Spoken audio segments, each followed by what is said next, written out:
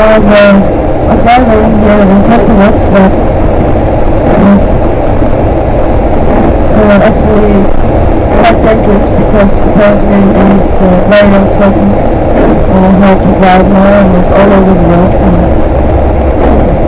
it's difficult to able personally that he didn't want to take any chances past it if the driver would suddenly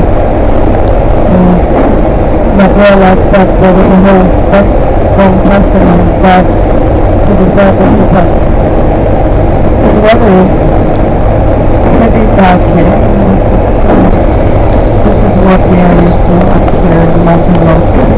For you it might look scary, but this is not so bad, but something that we are quite used to.